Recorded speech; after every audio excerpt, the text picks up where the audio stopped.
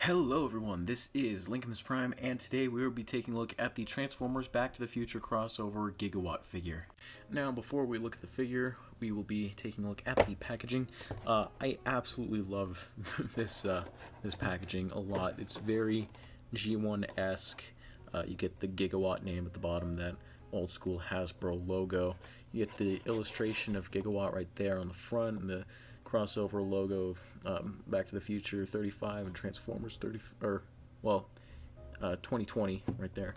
You do get the images on the top of the DeLorean and the transformation sequence, that old school Transformers heroic Autobot type thing at the top. On the back you get the stats and the image and some more stuff on the back, and you could pause the video to read all of that if you want to.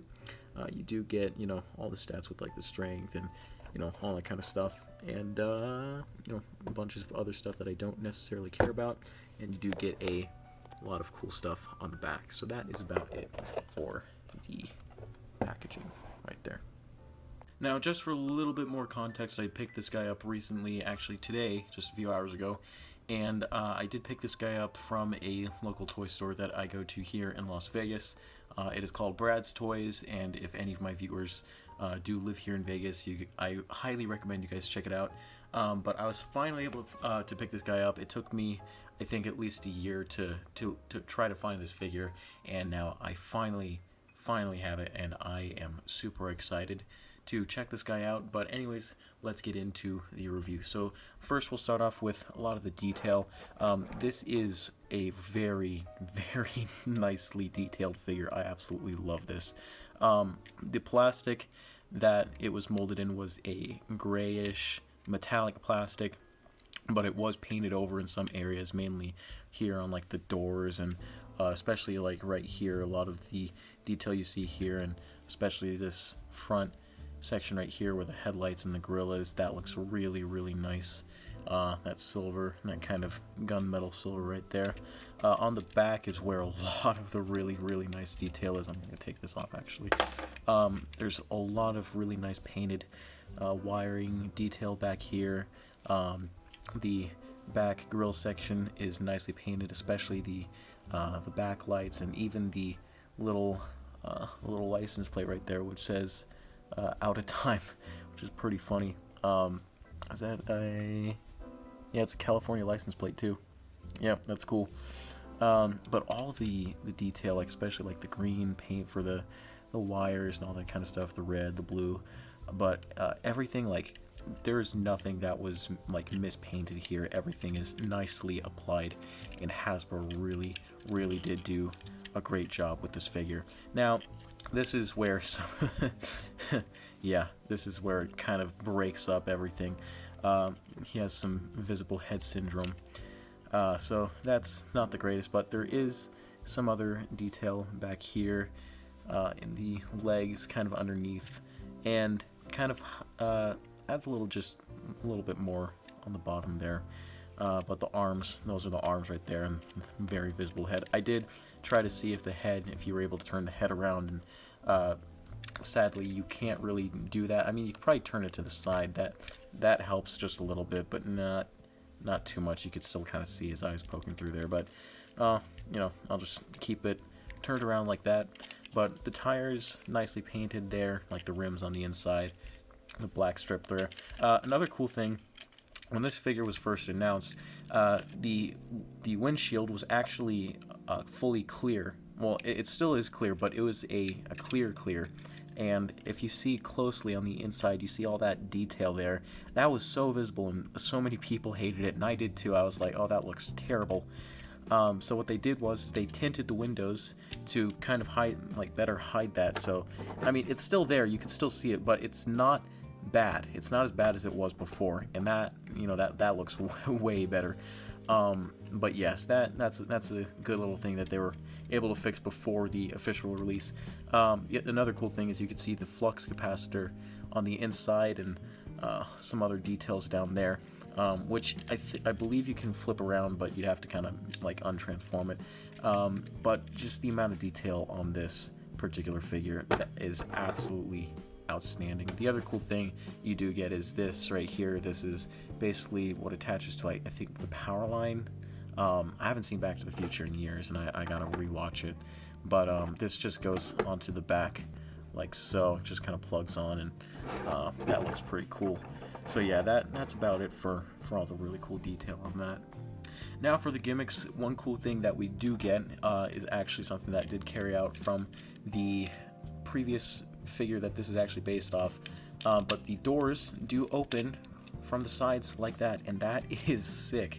I absolutely love that inclusion. Now, the only thing that is a little just meh is mainly just the visible hand right there, and the fact that you can't really do anything. Like, it looks great from the front, like that looks great, but from the side, when you see the inside of the door, it's just not the greatest. But honestly, you're not going to really be having these up all the time, so not the biggest deal in my opinion, but I'm definitely glad that even though that it's part of the transformation, it still functions like that, and that is a great feature. The wheels, they do roll as rolling things should. Credit to MGO on that saying. But yes, that's really cool. Now the accessories, I'm just gonna pop this off, but it does come with the accessories, which do all store really nicely, which I appreciate. Setting that aside, we do get the gun right here, and then we do get this section right here, which is on the back. This does plug in on different ports right here or here, so you can plug that on right here, just like that. For me, I kind of prefer it like this, just a little bit more. I think that looks better, but it actually makes a little bit more clearance just to have it on top. So even though this looks better, I prefer it on top, just so that way he holds it better. And you know, I did mention this before, this is just a rubbery kind of plastic material, but still a good inclusion. Now, like I did mention before, you can move the flux capacitor section on the top of the vehicle, but you do have to kind of untransform this just a bit to accomplish that. So first off, you're going to open up the doors from the sides like so, and then what you're going to do next is you're going to take these sections, untab them from here. You don't have to flip them all the way down, just enough to clear them out of the way like so, and move the arms out of the way just like that. And then what you're going to do here, now there is a certain way you have to flip this section on the outside. You have to look on the inside. If these little black tabs are right here, that means you have to move this section, you have to push this down. You don't want to push it down from here, you want to push it down from here so it doesn't break those tabs. So you are going to kind of push that down, but it is, on mine at least, very tight. There we go. Just want to untab that from there, flip it around like so, then bring that up again like that, flip the arms inside like so, flip these sections up and tab them in. Same thing on that side like so, and then close the doors just like that. Come on, there we go. And you can have that on the outside, and that I think looks really cool. I think that's a great feature on this figure. But yeah. Now this does have another mold, which I am pretty happy that they did include, and that basically is the like flight feature. So all you got to do is just take the wheels, flip them underneath like so, and then do the same thing here like that. And you do get this little port right here, and that is compatible with the base, so you could have this pretty much doing that flying pose, and that looks really cool. They did not have to include that on this, but I'm honestly glad that they did. And it does stand up like there, but you're not going to be really doing that if you want to do that. You want to have this in air, but I'm really glad that they featured that part, so yeah.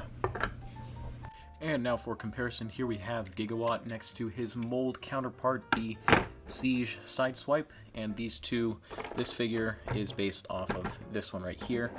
In terms of mold, there are major differences though, but the transformation is practically the same. There are some differences though, but there are those two together side by side. And for another crossover comparison, here we have him next to the Ghostbusters Transformers Ectotron. And last but not least, the Transformers X-Men crossover. I didn't feel like fully transforming this thing. For me, this thing is like actual hell to transform. I hope you guys can understand. But yeah. And finally, let's move on to the transformation. So, first what we're going to do is we're going to take the doors, open them up like so, come here to the back. Actually, I recommend doing this first. Take the arms. Take this section, fold it down like so, and then that will kind of clip into that groove that was there. Then flip the arm out. Do the same thing on this side. Take this, untab it, fold that down. There's a groove right here. Do that, clip it into place. Flip the arm out. Take the hands, fold those out like so, and just, I recommend folding the arms up just for some extra clearance like so. Now, for the back, we're going to take these panels right here, open them up. They're on these little tabs that were here and there, and then take this and unfold it like so.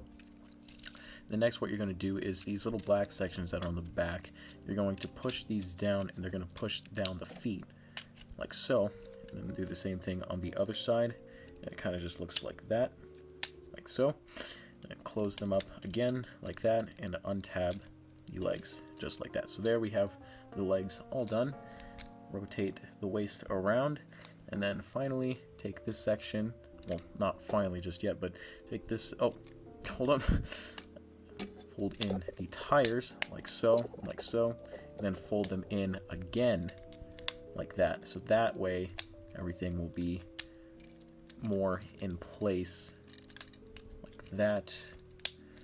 There we go. And then fold this down. It'll tab into place, and there's little tabs on the inside of the arms, and then there's a little slot right here, and just slot that into place like that, and do the same thing on that side like so.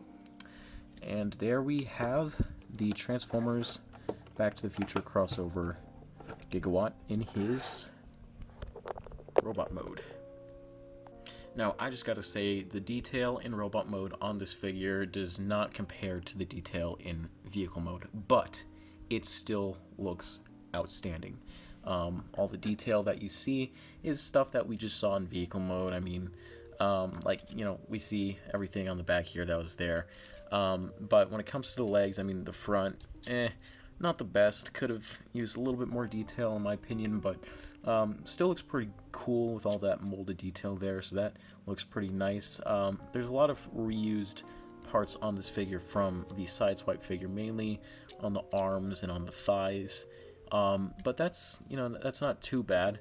The head, on the other hand, looks actually pretty cool. It's a bit hard to kind of see it though, because that whole thing kind of blocks his face, but you can kind of see there, you know, that looks pretty decent. He does not have light piping of any kind, but the molding on the face looks really nice, like the mouth and the eyes and all that kind of stuff, and the overall sculpt, very Sideswipe head sculpt like, especially for the helmet section. Also like the antenna detail on the sides there, but you know, lots of nice detail. The arms, you know, some more mechanical type detail here. This section is hollowed out, but that is for the hand to basically fold in during transformation, so not too bad.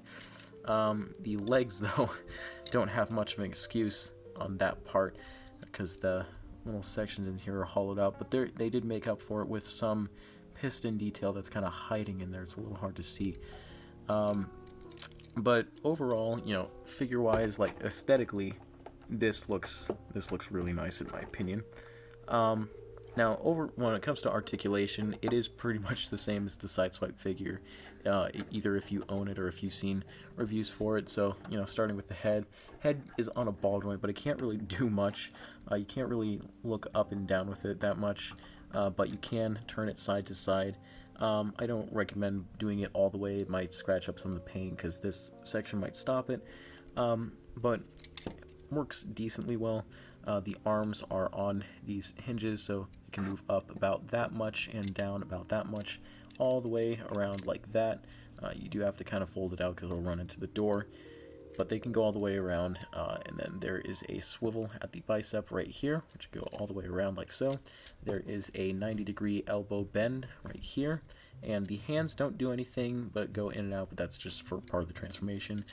The other arm does the same exact thing. There's a waist swivel right in here, which can go all the way around, which is also part of the transformation.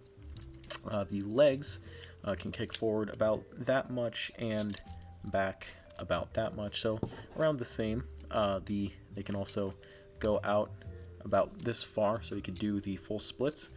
And then there's also a thigh swivel right in here, and then the knee can move, but it's not the greatest.